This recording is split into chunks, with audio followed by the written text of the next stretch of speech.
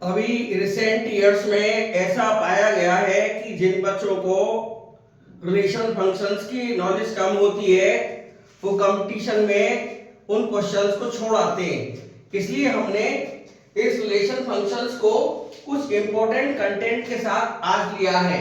जैसे कि कभी कभी एग्जाम में पूछा जाता है कि total number of reflexive relations कितने आएंगे, तो इसका फॉर्मूला निकल कर आया है 2 की power n square minus n, where n is the number of elements in the given set। जैसे A सेट में मान लीजिए हमारे पास में केवल 2 एलिमेंट्स हैं, तो हम यदि n की वैल्यू 2 भर देंगे यहाँ पर, तो 2 की पावर 2 स्क्वायर मींस 4, और 4 में से फिर 2 माइनस कर देंगे तो 2 की पावर 2 बचेगा, यानी 4 रिफ्लेक्सिव रिलेशंस यहाँ पर सेटअप होकर आएंगे। इसी प्रकार से एक और दूसरा कंटेंट है कि both universal and identity relations, दोनों के दोनों, चाहे वो यूनिवर्सल हो चाहे आइडेंटिटी रिलेशन, दोनों के दोनों रिफ्लेक्सिव भी होते, सिमेट्रिक भी होते, ट्रांजिटिव भी होते, यानी कुल मिलाकर यूनिवर्सल और आइडेंटिटी रिलेशन इक्विवेलेंस रिलेशन होते हैं। तीसरा इंपॉर्टेंट कंटेंट है कि if R and S are equivalence relation, R और S दोनों इक्विवेलेंस रिलेशंस हैं, तो उनका इंटरसेक्शन यानी R intersection S will also be an equivalence relation. इसके बाद में चौथा लिया है the inverse of an equivalence relation, यदि किसी इक्विवेलेंस रिलेशन का इनवर्स निकालें तो वो भी हमारा इक्विवेलेंस रिलेशन आएगा। तो 4 पॉइंट हमने आज लिए हैं कंटेंट के रूप में। अब हमारे पास में क्वेश्चन नंबर 9 आता है, क्योंकि हमने काफी क्वेश्चन कराए हैं, कुछ क्वेश्चन मिलते जुलते हैं, हमने उन्हें थोड़ा सा छोड़ दिया है, कुछ बच्चे भी करेंगे और कोई समस्या आती है तो आप हमें इस YouTube चैनल पर नरेश गुप्ता क्लासेस में आप लिखकर भेज सकते हैं। तो सबसे पहले आपका नरेश गुप्ता क्लासेस में हार्दिक अभिनंदन है। हम आपका टाइम बिल्कुल वेस्ट नहीं करते हैं और हम सीधे सीधे क्वेश्चंस पर आते हैं। तो show that relation R in the set A is equal to x belongs to Z such that 0 less than is equal to x less than is equal to 12 given by R is equal to so much and second part R is equal to so much is an equivalence relation। तो हम पहले part 1 करते हैं, question 9 का जो part first है उसे देखते हैं। क्वेश्चन 9 फर्स्ट पार्ट, इसमें क्या है कि पहले दिया हुआ सेट लिख ले रहे हैं। गिवन सेट क्या है कि A इज इक्वल टू, ये दिया हुआ है Z मींस इंटीजर्स, और उसने कहा कि 0 से लेके 12 तक सारे भर दो, तो 0 1 प्लस माइनस 1 सब आएंगे इसमें, नहीं नेगेटिव नहीं आएगा, जो ग्रेटर है 0 1 2 3 4 5 6 7 8 9 10 11 और 12, ये हमारा एक सेट आ जाएगा। और पहला जो रिलेशन है हमारा वो क्या है कि R is equal to, R दिया हुआ है AB such that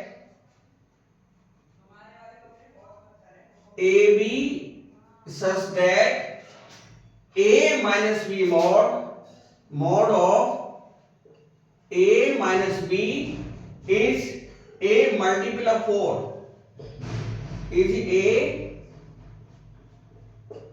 multiple of 4, यानी A minus B का जो मॉड निकलेगा वो 4 से डिविजिबल होगा। तो सबसे पहले डालेंगे R is reflexive, R reflexive है। आज मैंने क्वेश्चन से साइड में लिए हैं और सॉल्यूशन लेफ्ट साइड में। तो यहां पर क्या है कि रिफ्लेक्सिव के लिए सेल्फ अटैचमेंट देना पड़ेगा। तो क्या करना पड़ेगा, late A, A belongs to R. For all A belong to Z. ये हमारा जो A है वो Z होना चाहिए, क्योंकि हम सेट से बाहर नहीं जा सकते, अर्थात A की जो वैल्यू है 0 से लेके 12 तक हो सकती है। इसको ऐसे भी लिख सकते हैं, और 0 less than is equal to A, less than is equal to 12 belong to Z, ऐसा भी लिख सकते हैं इसको। तो ये क्या है, अब इसमें क्या दिया कि A minus B, then A minus B का मतलब है A minus A, A minus A का मॉड 0 का मॉड आया यानी 0, और 0 तो मल्टीपल ऑफ 4 है, which is a multiple of 4। तो 0 तो किसी का भी मल्टीपल हो सकता है, तो 0 4 का मल्टीपल हो जाएगा। तो हम लिख सकते हैं therefore R is reflexive, R reflexive हो गया। नंबर 2 में क्या है, R is symmetric, R is symmetric. R symmetric क्यों है, इसके लिए उल्टा हम एक और पेयर मान लेंगे, ए भी तो उसमें आ ही रहा है, उल्टा रिवर्स बी ए माना जाता है। B A, let B A belong to R for all A comma B belong to Z. हम सेट से अलग बिल्कुल नहीं जा सकते, जेड का ही सेट लेना पड़ेगा। देन जब ए भी पेयर लिया था तो पहले ए लिखा था ए, फिर माइनस आया, फिर सेकंड एलिमेंट भी लिखा है। अब यहां पर क्या है, बी पहले आ रहा है, ए बाद में, तो हम लिखेंगे बी माइनस ए मॉडुलस में, और यहां पर बताया था मैंने माइनस कॉमन ले लेना चाहिए, ए माइनस बी माइनस कॉमन ले लेंगे, ए प्लस का हो जाएगा, बी माइनस का हो जाएगा। तो यहां पर क्या हो जाएगा, ये नेगेटिव का जो मॉडुलस होता है पॉजिटिव होता है, ये तो वही हो गया मॉडुलस ए माइनस बी, और ये तो मल्टीपल ऑफ 4 दे रखा है, विच इज, देखिए a माइनस बी दे रखा है, a minus b is a multiple of 4। तो हमारा a माइनस बी आ गया, तो हम दावे के साथ इसको मल्टीपल ऑफ 4 लिख सकते हैं। तो a minus b which is a multiple of 4, therefore R is symmetric. Number 3 में R इज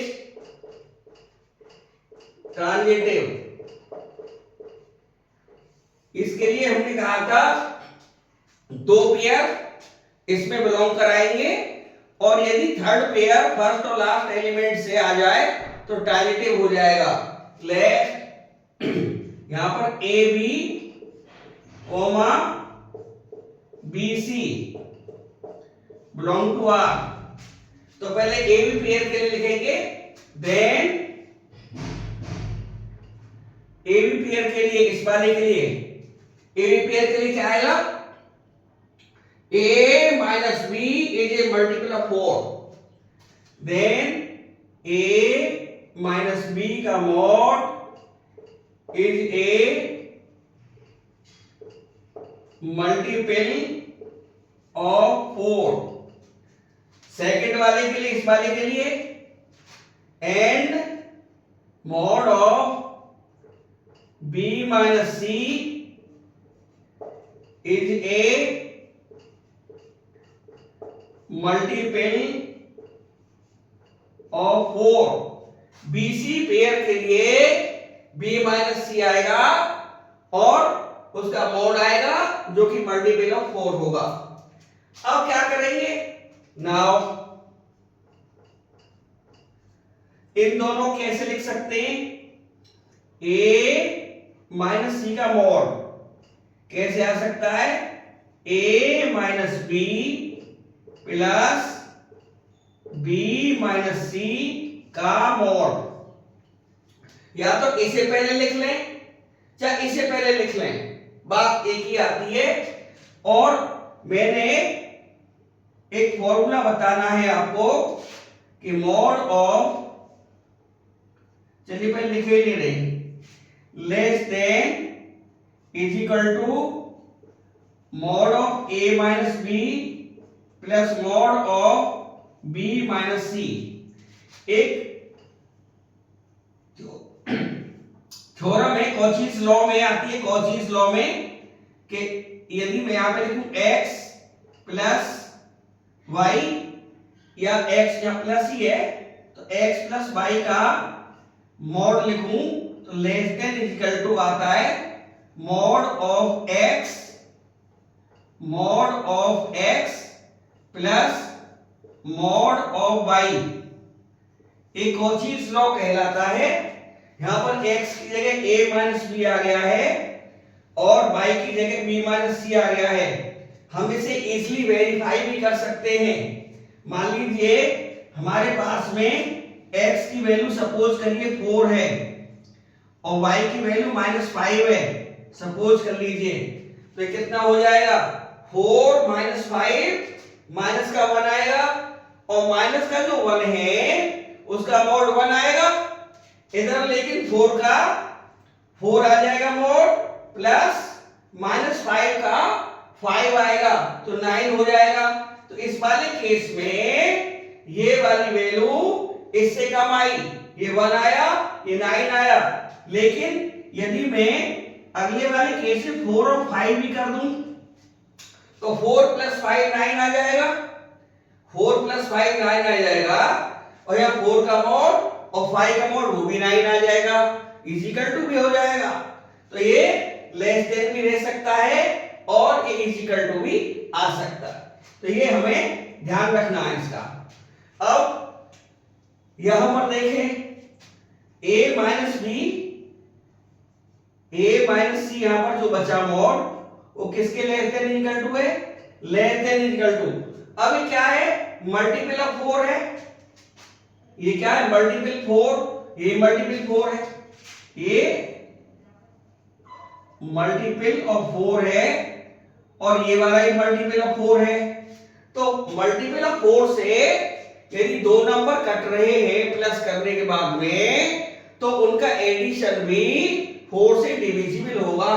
तो हम क्या लिख सकते हैं, less than equal to multiple of 4, multiple of 4, that is क्या लिख सकते हैं, a माइनस सी का mod is a multiple of 4। या फिर और आएगा और less than the multiple of 4, और इसमें आइदर और चलता है, यदि एक केस भी आ जाता है तो वो हमारा फैक्ट ट्रू माना जाएगा। तो यहां पर ये बिल्कुल सही माना जाएगा। तो हम क्या लिख सकते हैं इस वाले केस में, अब हमारा a माइनस सी मल्टीपल 4 आ चुका है तो हम दावे के साथ लिख सकते हैं कि AC हमारा R को बिलोंग करेगा।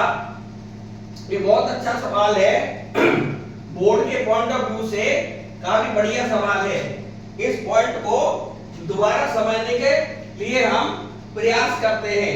देखिए a माइनस सी को हम a minus B plus B minus C लिख सकते हैं और मोड तो लग ही रहा है, मोड एज इट इज। लेकिन एक थ्योरम आ गई कॉचीज लॉ में कि a माइनस बी को हमने x मान लिया, b माइनस सी को y मान लिया, और थ्योरम ये कहती है कि x minus x plus y का जो मोड होता है less than equal to x plus modulus of y, और ये 4 का मल्टीपल है, ये 4 का मल्टीपल है। अब इसमें दो केस होते हैं, आइदर और लगता है। इस वाले केस में आइदर और यानी इक्वल टू भी आ सकता है, लेस देन भी आ सकता है, लेकिन यहाँ पर क्योंकि दोनों में से आइदर और आ रहा है तो कोई सा भी सिद्ध हो जाए, हमारा इक्वल टू रिक्वायरमेंट है, हमारा इक्वल टू आ गया है, तो हम दावे के साथ कह सकते हैं कि a minus c is a multiple of 4। therefore a comma c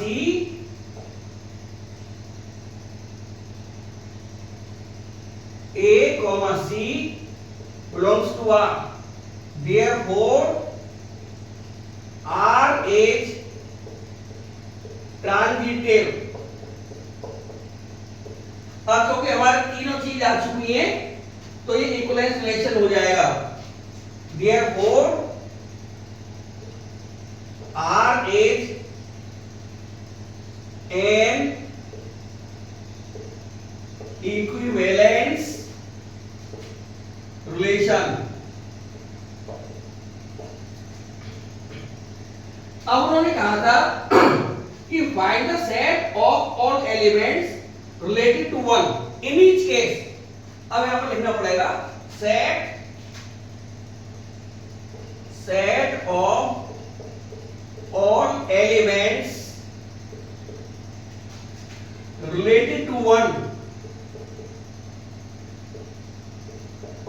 से जो एलिमेंट रिलेट हो रहे हैं, लेकिन कंडीशन याद रखना पड़ेगा, ऐसा पेयर लेना पड़ेगा कि उनका माइनस कर दें, मॉड ले लें, वो 4 से कट जाना चाहिए। तो उस सेट में से एक ही हमको पेयर में से ऐसे एलिमेंट्स लेने हैं कि 1 में से माइनस करने पर फिर उसका मॉड लेने पर क्या आना चाहिए, 4 का मल्टीपल। देखिए मान लो मैंने 1 लिख लिया, पहले 1 लिख लिया और मेरे पास में बहुत सारे एलिमेंट 0 ही है। यदि मैं 1 को 0 के साथ चलाता हूं तो 1 में 0 गया तो क्या बचा 1 तो नहीं कटता है 4 से, तो ये 0 नहीं आएगा। 1 को 1 के साथ लगाऊं 1 माइनस 1 0 हो जाएगा, तो बिल्कुल आ जाएगा। तो एक तो हमारा 1 आ जाएगा, ठीक है, एक तो मेरा 1 आ गया। पेयर नहीं लिखना है, यहाँ पर सेट लिखना है। सेट पेयर में तो रिलेशन हो जाएगा, तो सेट में एक तो 1 आ जाएगा, कॉमा अभी 1 के साथ में 2 नहीं आ सकता क्योंकि डिफरेंस 1 आएगा, मॉडुलस के बाद में इसमें डिफरेंस 2 आएगा, इसमें डिफरेंस 3 आएगा, ये 5 आ जाएगा। तो 5 क्योंकि 1 और 5 का डिफरेंस मॉडुलस में 4 आता है और 4 का मल्टीपल है, और 6 नहीं आएगा तो डिफरेंस 5 आ जाएगा, डिफरेंस 6 आएगा, डिफरेंस 8 के साथ में 7 आएगा, तो 9 आएगा, सीधा 9 आ जाएगा। तो डिफरेंस 1 और 9 का, तो हमको 1 का विशेष ध्यान रखना है। 1 को माइनस करें या 1 में से माइनस करें तो मॉडुलस के बाद में वो 4 से कट जाना चाहिए। यहाँ पर 1 को मैंने 1 के साथ लिखा तो 1 में से 1 गया तो 0 आया, और 0 इज ए मल्टीपल ऑफ 4 है। फिर मैंने 5 लिखा और 1 और 5 का डिफरेंस 4 आएगा जो कि मल्टीपल ऑफ 4 है। उसके बाद में 9 लिखा, 1 और 9 का डिफरेंस 8 आया जो कि मल्टीपल ऑफ 4 है।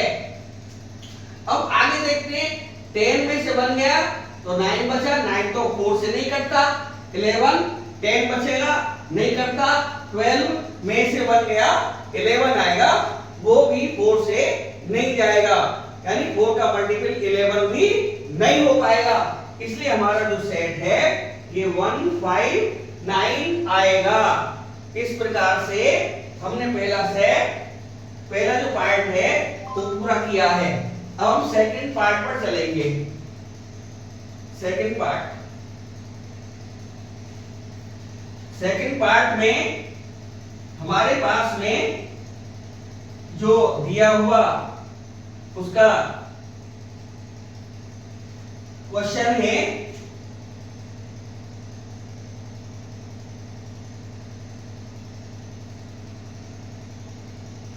तो क्या है सेकंड पार्ट में कह रहा है R is equal to AB such that A is equal to B। Set तो वही आएगा जो कि हमारा सेट उसने कहा था इन द सेट, तो सेट तो हमारा वही आएगा 0 1 2 3 4 5 6 7 8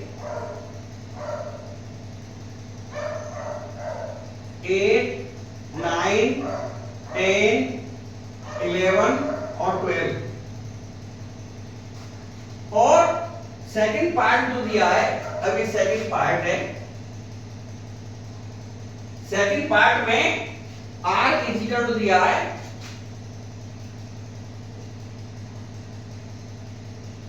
AB such that A is equal to B। ये पहले पार्ट के मुकाबले सिंपल है। नंबर 1 या number A, R is reflexive, तो इसमें वही self attachment let A, belong to R, then अब यहां पर A रख दूंगा मैं, यहां पर A और A रख दूंगा, A B में A is equal to B, यानी पहले वाला is equal to सेकंड वाला, यहां पर पहले वाला भी A है, सेकंड वाला भी A है, तो हम लिख सकते हैं A is equal to A, जो कि ट्रू है, which is true, therefore यानी सेल्फ अटैचमेंट हो गया, A is equal to A होता ही है, तो यहां पर is equal to ही लाना था, तो therefore R is reflexive, R reflexive हो गया। B part R is symmetric, let A को उल्टा reverse, let B, A belong to R, then अब क्या होगा, हमारा B पहले आ गया है, अब यहां पर क्या हो जाएगा BA, तो यहां पर क्या होगा, पहले वाला पहले A था, AB में A इक्वल टू B था, तो BA में B इक्वल टू A आएगा, पहले AB था तो A इक्वल टू B लिखा, अब BA है तो B इक्वल टू A आएगा, then B is equal to A, ये भी ट्रू आएगा, which is true। क्यों ट्रू है, because A is equal to B है, और कम्यूटेटिव लॉ से B is equal to A हो जाएगा। If A is equal to B, then B is equal to A by commutativity। Commutativity से यदि A B के equal है तो B is equal to A भी आ जाएगा, और ये यूक्लिड का पोस्टुलेट भी है, ठीक है। अब नंबर C डाल लें यहां पर, R is transitive, R transitive क्यों है, let A, B and B, C belong to R, then A B के लिए तो A इक्वल टू B आएगा, A equal to B, and B C के लिए B इक्वल टू C आएगा, तो यहां से क्या इंप्लाइज हो जाएगा, A B के इक्वल है, A B के इक्वल है, B C के इक्वल है, तो A C के इक्वल हो गया, implies A equal to C, then क्या होगा, A, C belongs to R। अब जरा यहां पर चले, रिवर्स प्रोसेस देखें कि यदि A इक्वल टू B आ जाएगा तो वो R को बिलोंग करेगा पेयर, वो वाला pair A equal to B से हमारा पेयर A भी आएगा और R को बिलोंग कर जाएगा। यहां पर A इक्वल टू C आया है तो AC R को बिलोंग कर जाएगा, और ACR को बिलोंग करते ही ये हमारा ट्रांजिटिव हो जाएगा। Therefore R is transitive, R हमारा ट्रांजिटिव हो जाएगा क्योंकि AB belong to AB and BC belong to R। AB pair belong कर रहा है, BC पेयर भी बिलोंग कर रहा है R को, तो AC पेयर बिलोंग करना चाहिए, तो ये आपका ट्रांजिटिव हो जाएगा। अब हमारा इसमें वही पार्ट कि find the set of all elements related to one in each case. अब वन से रिलेटेड सेट बनाएंगे।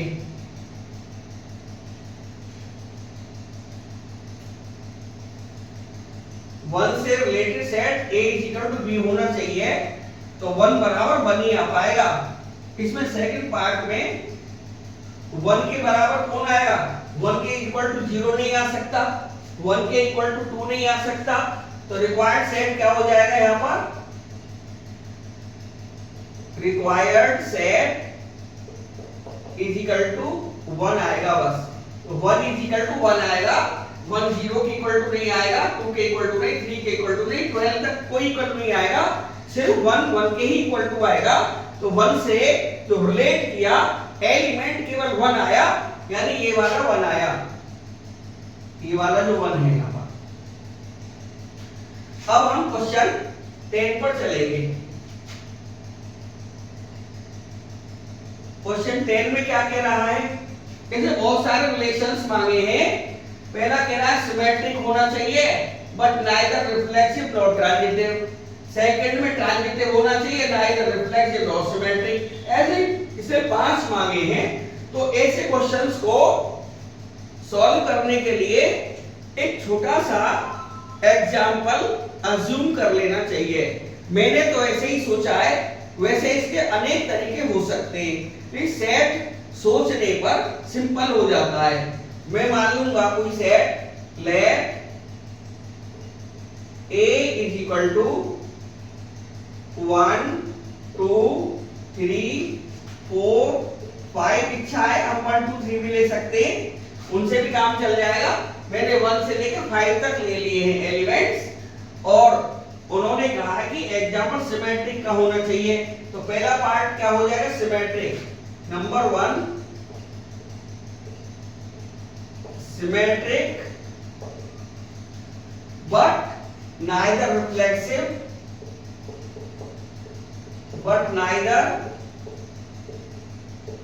Reflexive nor transitive.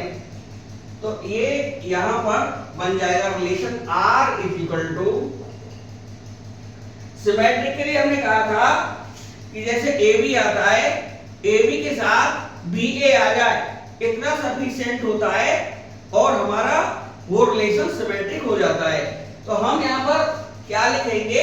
माना 1 के साथ लिख रहे हैं हम, माने 1 के साथ हमारा 2 आ गया, ठीक है, तो 2 के साथ 1 होना चाहिए। अब वो कह रहा है कि सिमेट्रिक, चलो सिमेट्रिक तो हमारा हो गया। अब ना तो रिफ्लेक्सिव होना चाहिए और रिफ्लेक्सिव है, और ना ही ट्रांजिटिव होना चाहिए।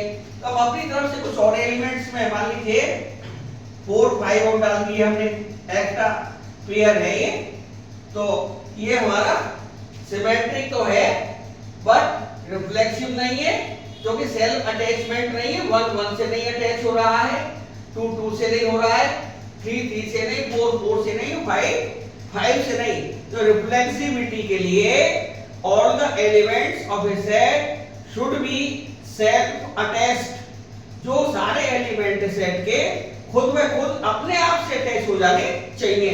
यहां पर ऐसा नहीं हो रहा है।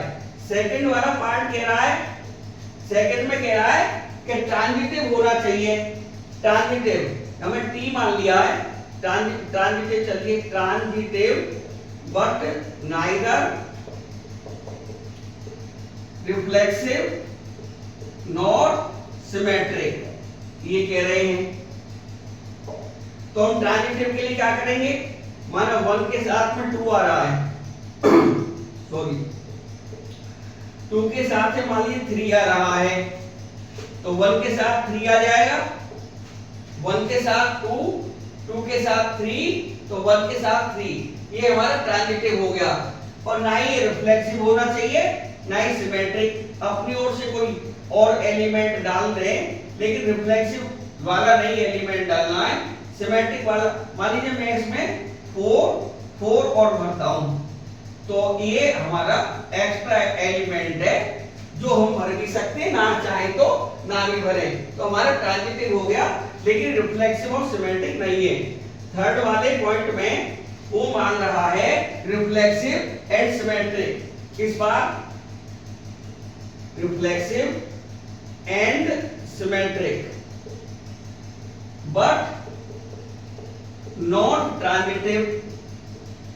ट्रांजिटिव नहीं मांग रहा है, तो हम क्या काम करेंगे, यहां पर लिख देंगे ये R इक्वल टू है हमारा, R से ये रिलेशन है, R रिलेशन आएगा। रिफ्लेक्सिव में क्या है, सारे एलिमेंट सेल्फ अटैच करने पड़ेंगे। 1 का 1 से, 2 का 2 से, 3 का 3 से, 4 का 4 से और 5 का 5 से। रिफ्लेक्सिव तो हो गया, 5 का 5 से रिफ्लेक्सिव हो गया, परंतु क्या कह रहा है वो कि रिफ्लेक्सिव के साथ साथ सिमेट्रिक भी होना चाहिए।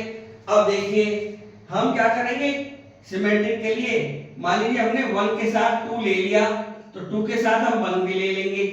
नहीं, ये फिर 1 1 आ जाएगा, ये नहीं, कुछ और सोचेंगे। 1 के साथ नहीं, 2 हम मान लीजिए 2 के साथ 5 ले लिया, ठीक है, तो 5 के साथ 2 भी आ सकता है, तो ये हमारा 2 के साथ 5 और 5 के साथ 2, ठीक है, तो हमारा क्या हो जाएगा, ये सिमेट्रिक हो जाएगा।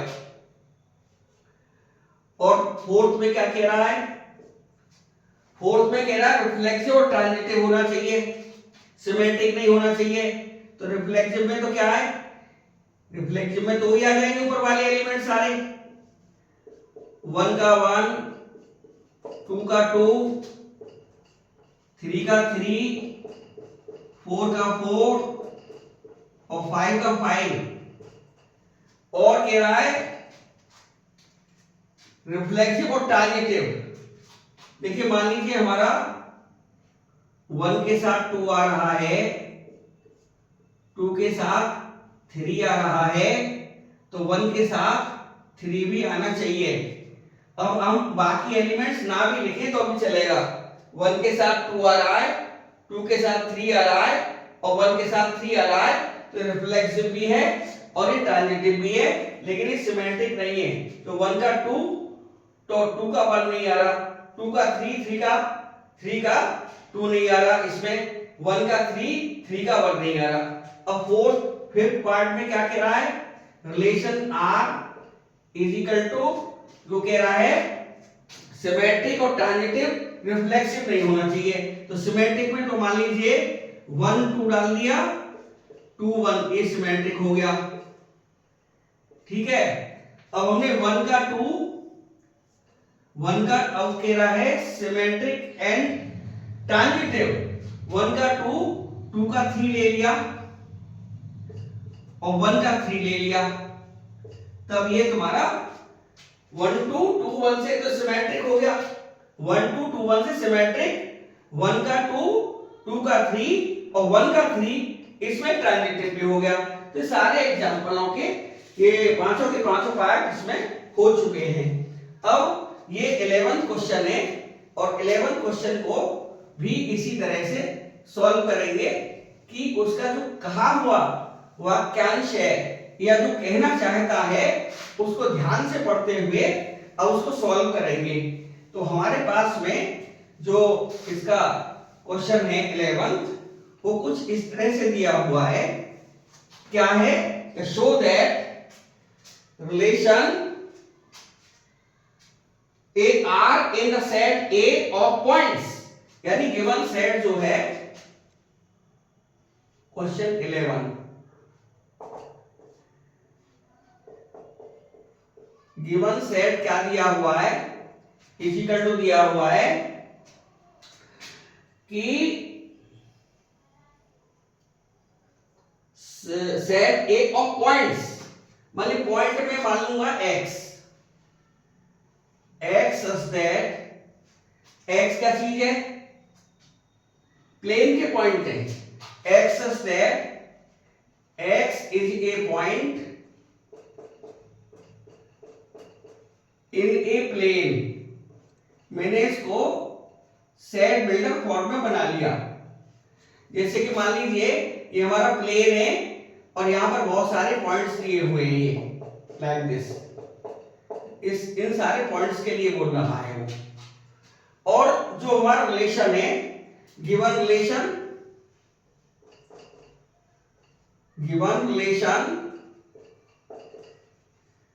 वो क्या है, R इज इक्वल टू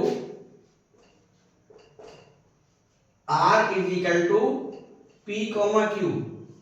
यहां से आर्बिट्रेरी पॉइंट ले लिए हैं, मान लीजिए P है और ये Q है, सपोज कर लिया है कि P है, ये वाला पॉइंट Q है, और क्या दिया है, P2 such that distance of point P from origin.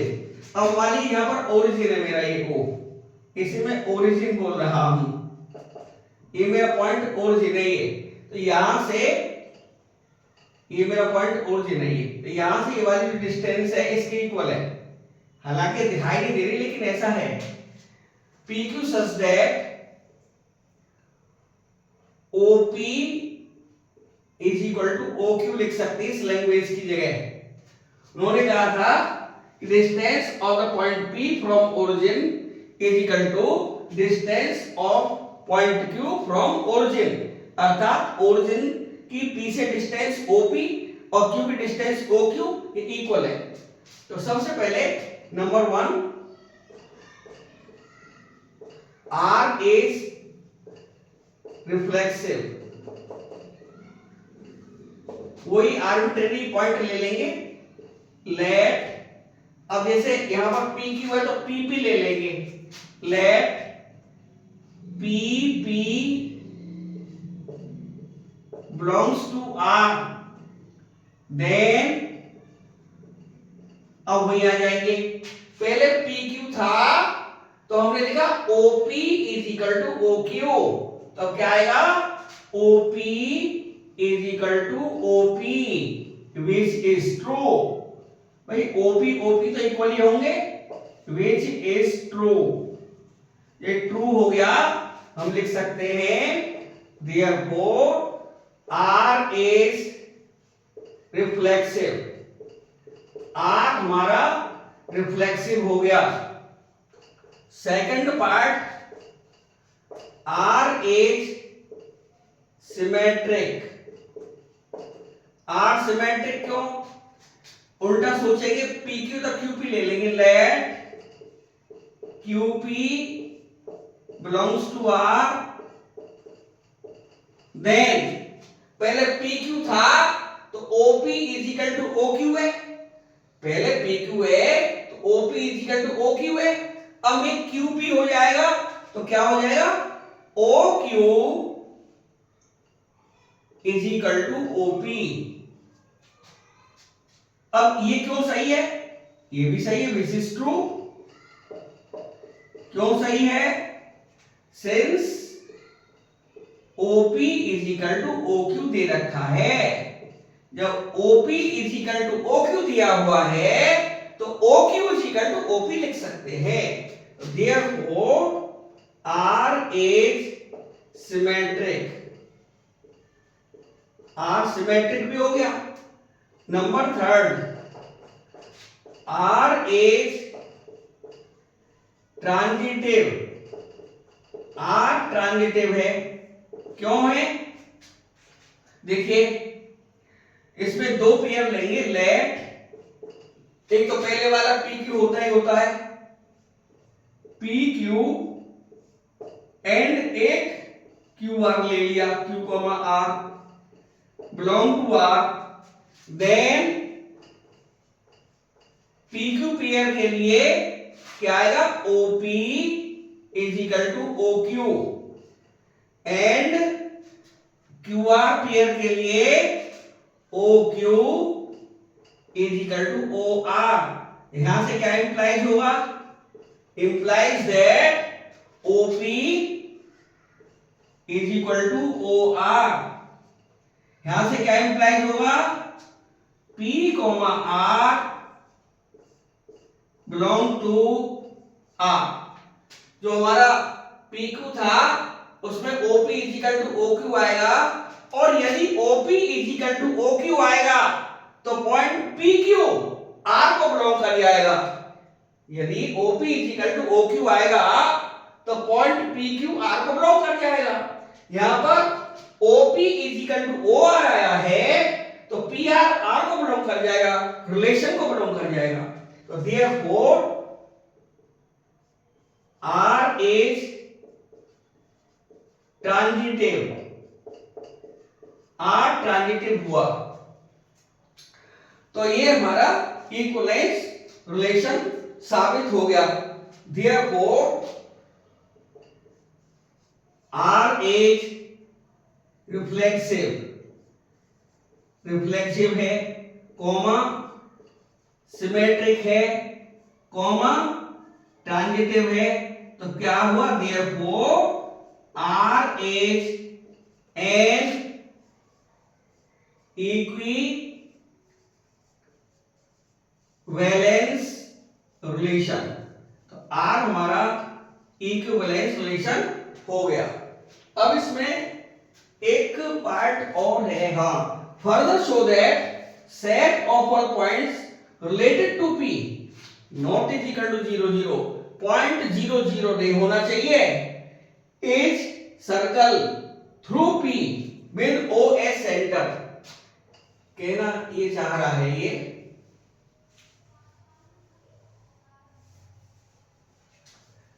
इसका ये कहना है कि जो पॉइंट है शुड नॉट बी 0 0। ये हमारा मान ली सबसे पहले ओरिजिन है, ये हमारा ओरिजिन है, इसे टू डायमेंशन में 0 0 लिख सकते हैं। तो ये कह रहा है कि further show that set of all points, सारे पॉइंटों का सेट जो कि 0 0 नहीं है, इज सर्कल। अब सारे पॉइंट मान लीजिए एक पॉइंट यहां पर है, एक पॉइंट यहां पर है, एक पॉइंट यहां पर है, एक सारे बहुत सारे पॉइंट होंगे। तो सारे पॉइंटों का जो सेट बनेगा वो एक सर्कल बन जाएगा। वो ये प्रूव कराना चाह रहे हैं, लेकिन कोई पॉइंट 0 0 नहीं होना चाहिए। तो जब पॉइंट 0 0 है ही नहीं, पॉइंट 0 0 नहीं है, तो क्या होगा? मान लीजिए पॉइंट P है हमारा, ये मान लीजिए पॉइंट Q है, और भी बहुत सारे पॉइंट्स हो जाएंगे। तो इन्होंने कहा कि set of all points related to P, जो P से रिलेटेड हैं, और P 0 0 नहीं है, P से रिलेटेड Q हो सकता है, P से रिलेटेड R हो सकता है, P से रिलेटेड M हो सकता है, P से रिलेटेड N हो सकता है, P से रिलेटेड S हो सकता है, और बहुत सारे पॉइंट्स हो सकते हैं P से रिलेटेड, लेकिन 0 0 नहीं होने चाहिए। तो क्या होगा कि एक सर्कल हमारा बनेगा जो ऐसे P जैसे पॉइंटों से होकर जाएगा, क्योंकि ये डिस्टेंस सब सेम होंगी, सब ये रेडियाई होंगी, ये सब रेडियस होंगी, रेडियस। तो जब रेडियस इक्वल होती है सारे पॉइंटों से, तो यहां पर क्या लिखना पड़ेगा? Since OP is equal to OQ is equal to OR is equal to, यहां पर जो पॉइंट लिए OM is equal to ON is equal to OS ETC मान लिया, तो कांस्टेंट हो गई is equal to R same मान लिया मैंने, विच इज कांस्टेंट। और कांस्टेंट आते ही, ये डिस्टेंस कांस्टेंट आते ही ये सर्कल फॉर्म हो गया P जैसे बहुत सारे पॉइंटों से। तो therefore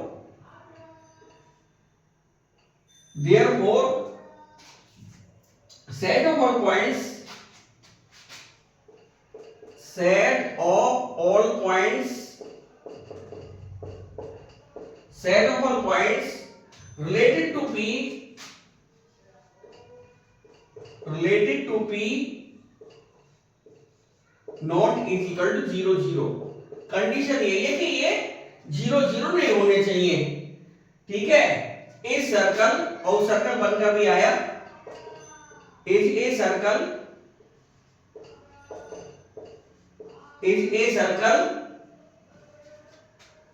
through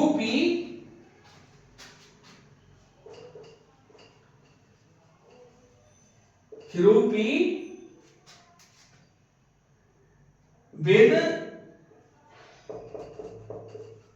O as a centre. O हमने सेंटर मान लिया, ये हमारा सेंटर है, ये सेंटर है और हमने इसको O को सेंटर माना, तो हमने देखा कि ये सब रेडियस कांस्टेंट आ रही है। P का मतलब P ही नहीं है, P वेरिएबल है, P जैसे बहुत सारे पॉइंट्स हो सकते हैं। तो हमने आज काफी कोशिश की है, तरह तरह के क्वेश्चन से वैरायटी में है। तो आपको ये वीडियो जरूर अच्छा लगेगा, लेकिन वीडियो जरूर देखिए और देखने से आपको क्वालिटी मालूम पड़ती है। तो क्वालिटी के पीछे ही हमने पूरा यहाँ पर टाइम दिया है, कोशिश की है बढ़िया से बढ़िया करने के लिए और इसको थोड़ा डिस्टिंक्टली सॉल्व किया है। हमें उम्मीद है कि आपको वीडियो जरूर पसंद आएगा। अगले वीडियो में अभी और हम क्वेश्चन लेंगे। तो नरेश गुप्ता क्लासेस में उन्हें आपका हार्दिक अभिनंदन है। आप वीडियो से जुड़े रहिए और हम आपको अगले वीडियो में फिर मिलेंगे। तब तक के लिए धन्यवाद।